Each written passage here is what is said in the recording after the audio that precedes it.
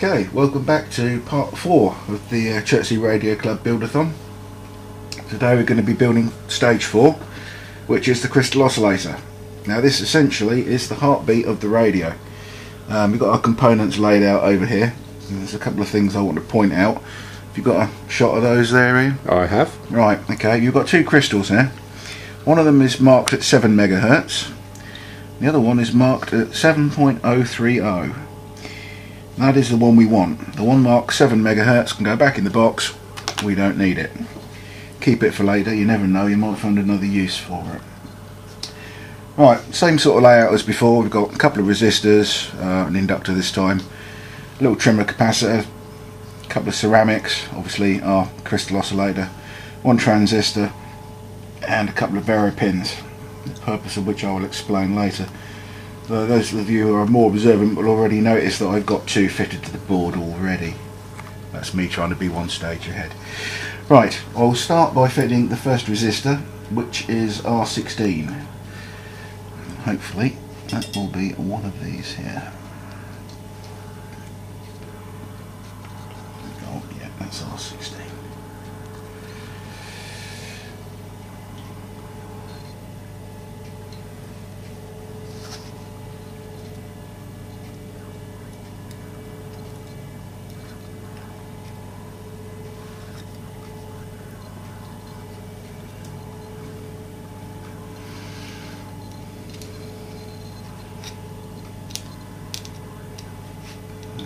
In the right place. Yeah.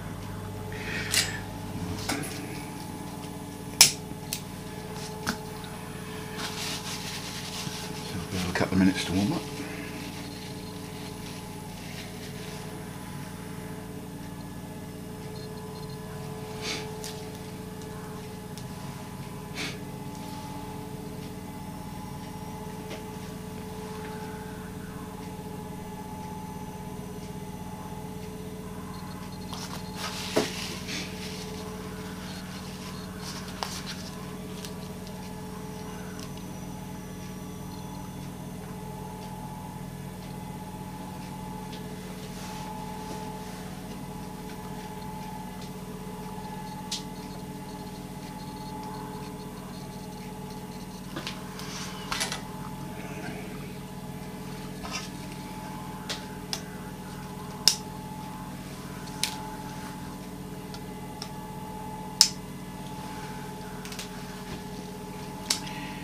Now, for R17, you have to fit the two little vero pins through the back of the board.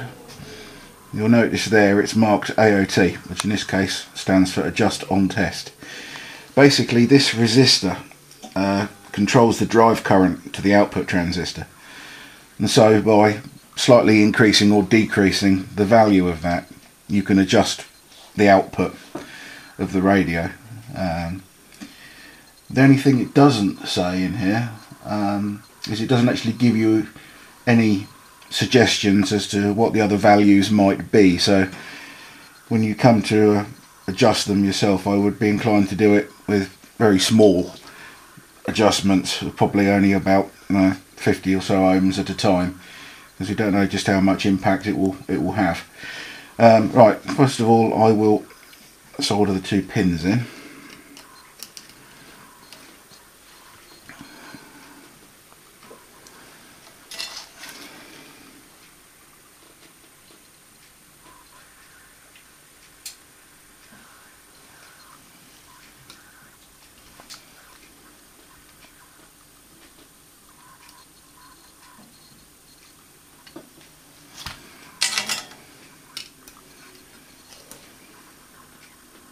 Okay, now this will be interesting,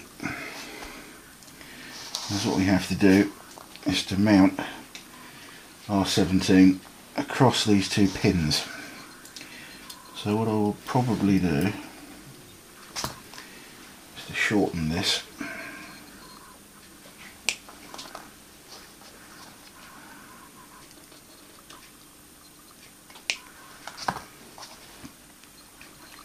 Hopefully with a bit of luck we'll be able to hold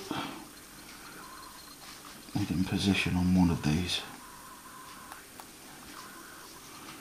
whilst we solder the other side. This is going to be a little bit tricky. In fact, it's actually going to be an absolute fiddle.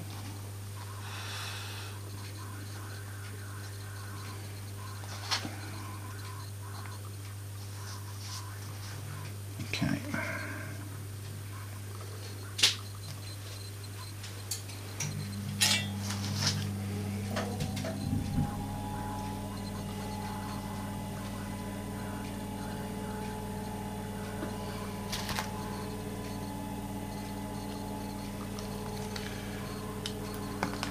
Didn't want to bend that, but I just have.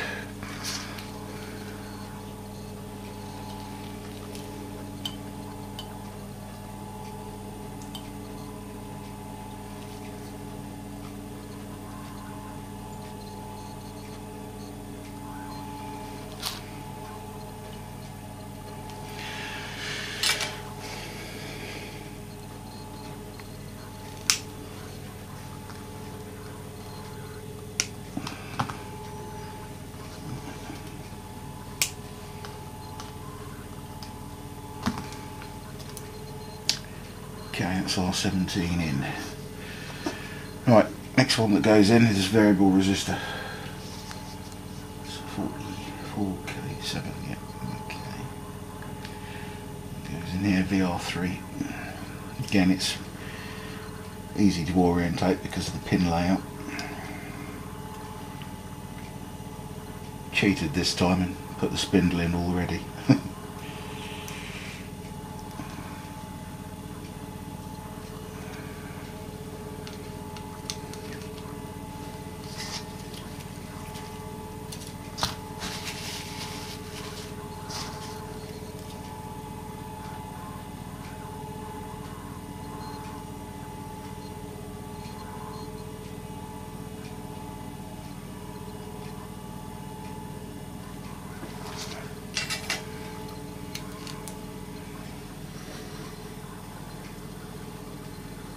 Good. Okay. Nice and solid. That's what we want. Alright. Next thing that goes in is the trimmer capacitor. That's this little yellow fella here. Goes in the slot marked TC1. Again, it's easy to orientate because it's 3 pins.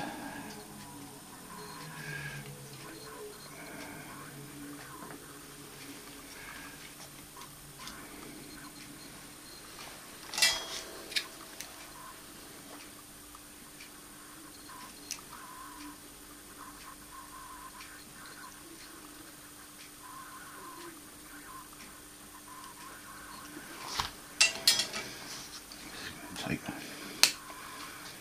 bottom edge of those off.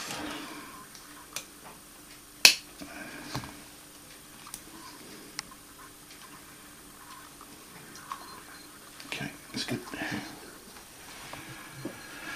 Alright, the next two items that go in are 2 ceramic capacitors. There is a slot on the board here for C25 which is not used, so don't worry about that one. We're only fitting 23 and 24.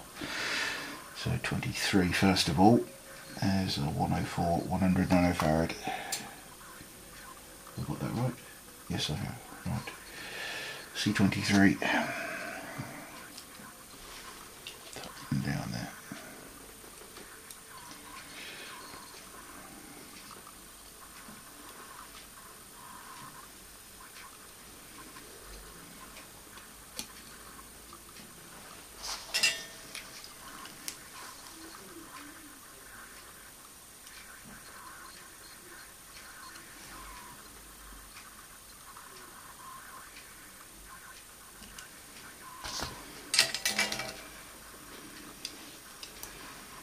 It's quite a tricky one to get in because it's fairly close to the pin that's used for mounting R17, so it's, be careful there you don't jump the track.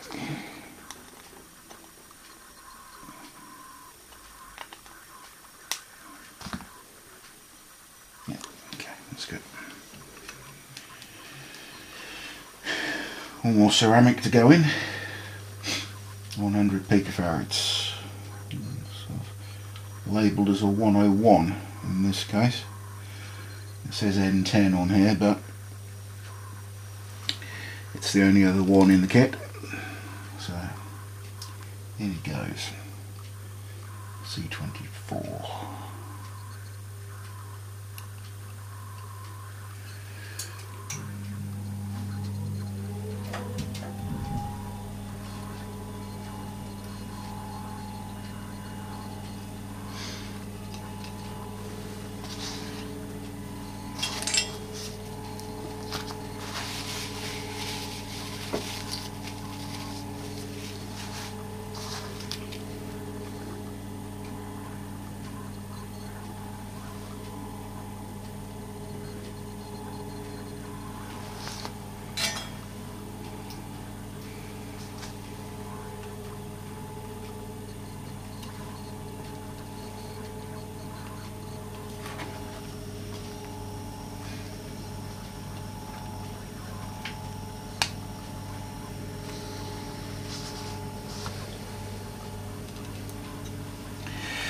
Right, the next thing that goes on is our 2.2 microhenry inductor.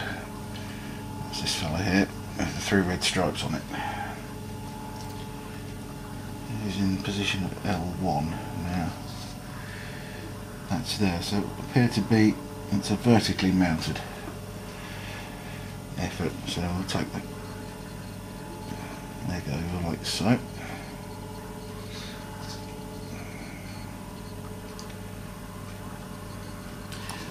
Check on my paperwork a second there, which way round it's pointed. Yeah. So you want the body side to go in the lower slot, like that. It shouldn't make any difference really, but we'll try and keep it by the book.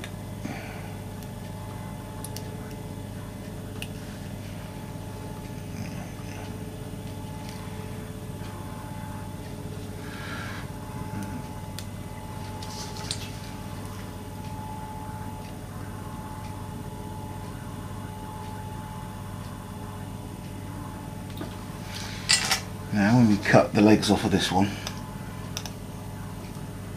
keep the longer one because in a minute we're going to need it. The shorter one can go in the scrap pile. Okay, that's good. Now our crystal goes in.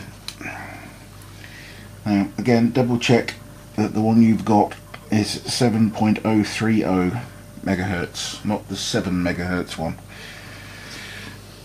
because you'll be on the wrong part of the band if you install that.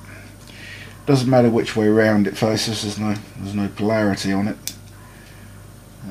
I like to try and keep it facing the bottom half of the board in this case.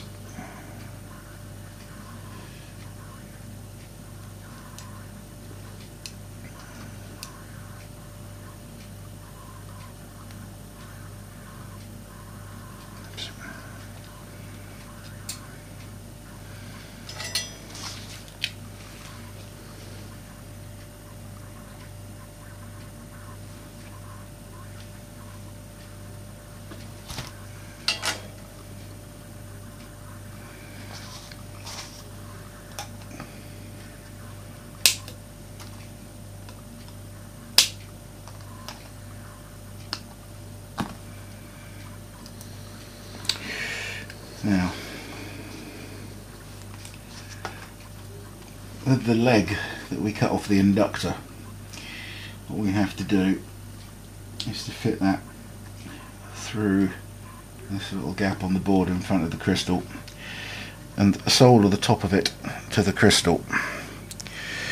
Now in here it says it's to give it support, which no doubt it is, but on most of these radios that I've built, they require you to earth the can, the outer can of the crystal, and I strongly suspect this is its actual primary purpose, because it doesn't really need a huge amount of support. this may take a little bit of doing. May have to put a little blob of solder top of the crystal first,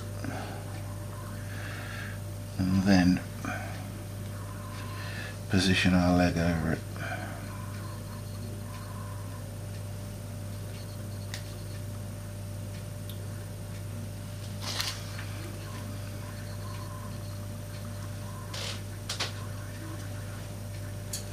Like so.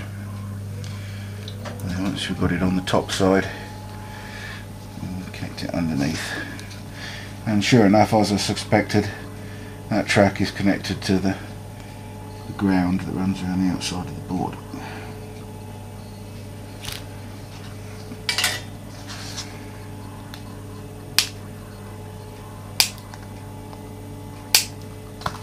Oops, there we go. Good. It's a nice solid take on that. Yep, I'm pleased with that. Right, the next thing that goes in is the transistor, BC182. Just double check we've got the right one in here. I'm sure they put the right one in. Yes, they have, BC182. It goes up here on the top edge next to the trimmer capacitor. Again with these, check the orientation. Make sure you've got the flat side aligned with the flat side printed on the board. Now this won't go all the way in. But like before, we're going to have to stop about 6 mil or so shy of the board. Don't put too much stress on the legs if we can avoid it.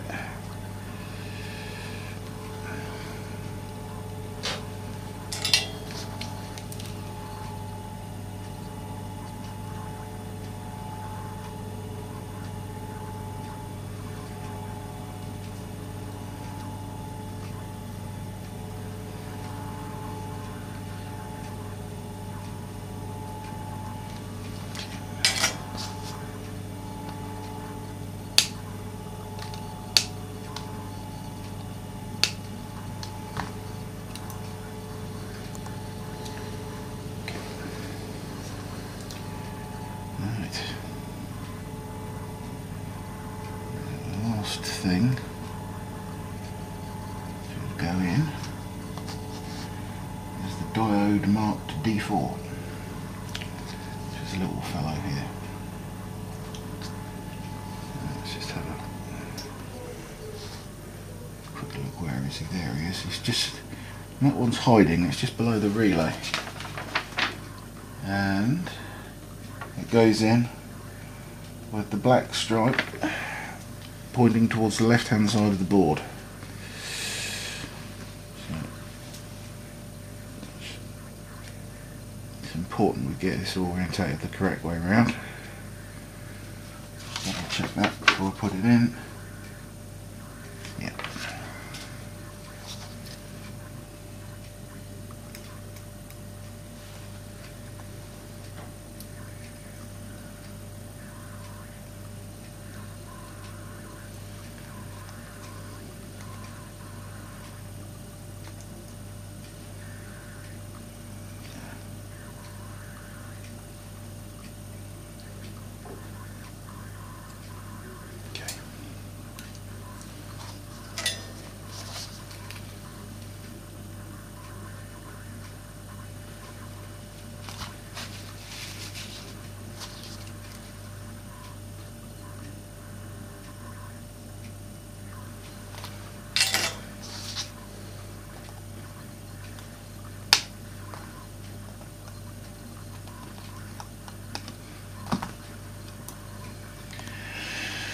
Right, that is the last part to be fitted on stage 4. So now we can move on to testing it. Okay, we're now ready to test the crystal oscillator. What I've got here is a little Yaesu 817 that's tuned to the 0 beat frequency of the crystal oscillator in the radio. 7.030. Now the radio is set on upper sideband. You can also set it to CW if your radio's on, got CW built into it, that's fine. Now basically what we did is we've got a little wire here just plugged into the back of the antenna socket. I'm just laying that across the board to make sure it'll pick up something. I'll turn the volume up a little bit so we've got a bit of something there. And I'll turn the power supply on, and hopefully we should have the I've knocked it off the frequency. Turn that back a minute. Yeah.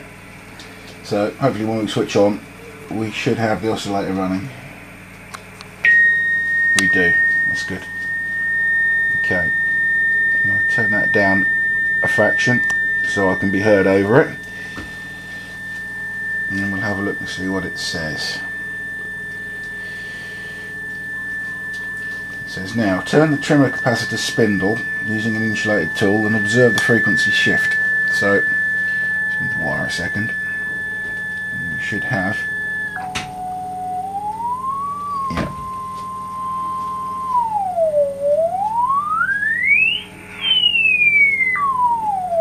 yeah, definitely got a good range there. Now it says turn the trimmer spindle capacitor to the middle of its tuning range. Now that's the bottom end there, and there's a pointer that goes out there at the top, so halfway, somewhere about there.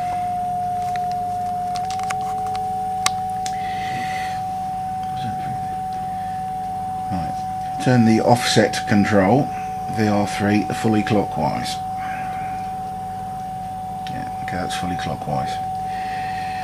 Next thing it says, press and hold the Morse key on the Fox 3 and retune the receiver until the pitch of the note is comfortable for reading Morse.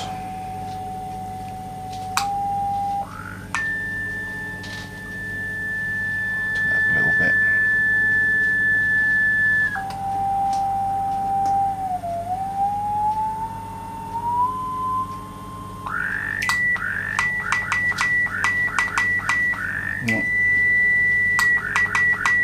That sounds fairly good around there somewhere.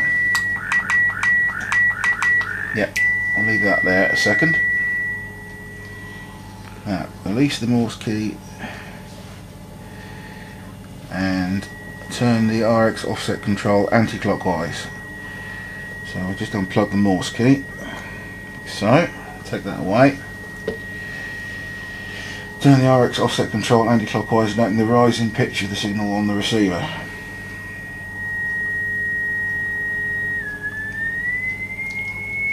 Yeah.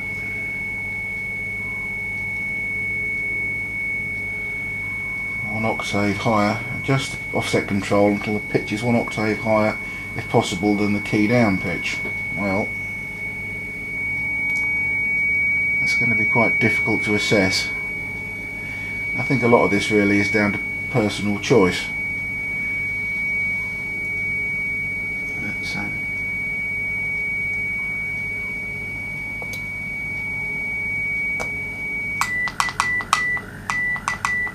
That's more than 1 octave, I'd say.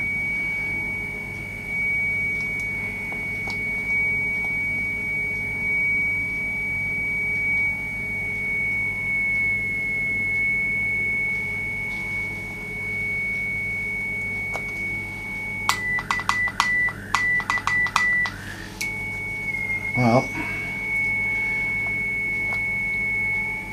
I'd say that's roughly in the right range. I mean, a lot of this is really down to personal preference, I think. It doesn't affect the operating frequency of the radio, so it's a case of what's comfortable for the end user. Most important point is that everything it's telling us it should do, it's doing.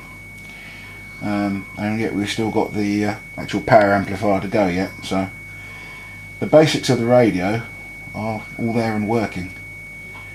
We just need to move on and look at the power amplifier next, and then we'll be ready to do some serious testing.